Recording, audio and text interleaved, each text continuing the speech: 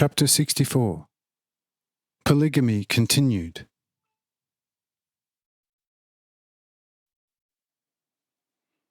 And Lamech, overjoyed by this very important lecture, asked further and said to the Lord, "O Lord and Father, this must be right.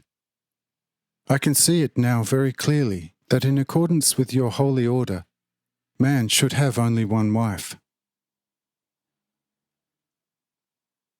But during your holy teaching, another point occurred to me, which at least apparently, seen from a certain spiritual moral point of view, might for many provide the reason for polygamy.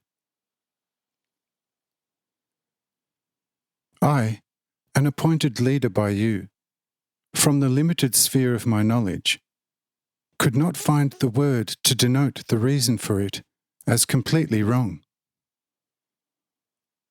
That is why I want to present this dangerous point to you without the slightest restriction. Because you have so graciously allowed me to speak, and therefore I want to speak in front of you what my limited knowledge will give me." And the Lord said, somewhat interrupting Lamech, "You are right to do this, but don't use too many words and preliminary excuses, because time is precious. And in also, I am not like a foolish man to whom one must speak with 1,000 forewords until he comprehends something. Therefore, do not make a lot of ado and always come straight to the point. For I know already for quite a long time what you are going to ask me now.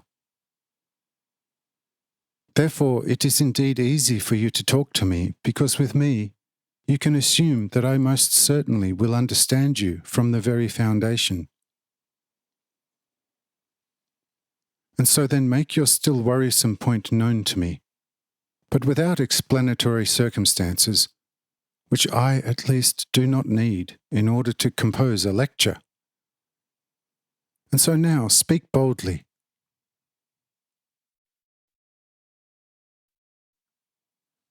And Lamech, a little humbled by this short verbal rebuke, presented very briefly his point in question and said, "The man has a sense whereby he not only embraces just one, but many women. And this feeling is a real glutton. For if someone already had 2, 3, and even more of the most beautiful women, but came to a place where there are another 100 beautifully shaped women, behold, it soon urges him mightily to also possess those 100 women. However, on the other hand, man is not his own creator, but only you are. Why then such a drive in him, which according to your order is not allowed to be realized? Man has not given himself such a dangerous drive."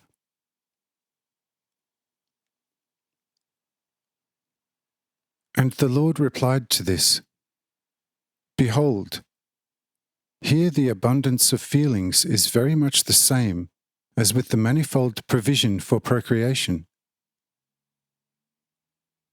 The feeling which expresses itself as a powerful drive or pull in the heart is also an abundant ability to procreate, but only in the spirit.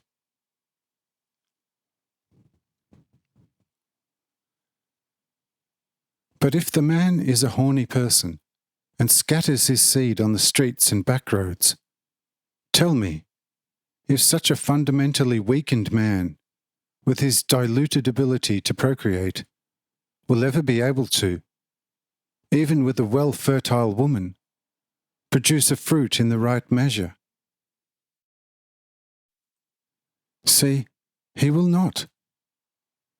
Because from grape mark, one cannot press a spiritual juice any more. But it is the same with the richness of feeling Let the man only gather his feeling in his heart, and then turn it to me. And when it has reached the just maturity of strength, then he will find in me the source of all things and thus also of all women, no matter how beautiful, the most sufficient and most satisfying substitute, and will then be able to love a woman with this most powerful feeling in all just strength, and his neighbour's woman will never be a challenge to him.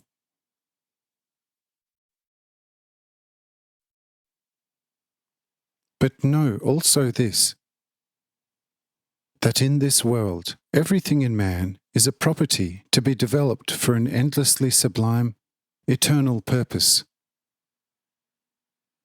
He should therefore refrain from making a premature foolish use of these in himself perceived powers until they have reached full maturity. Just like the fruits of the earth mature only in the light of the sun, also the spiritual powers of man mature in my light only.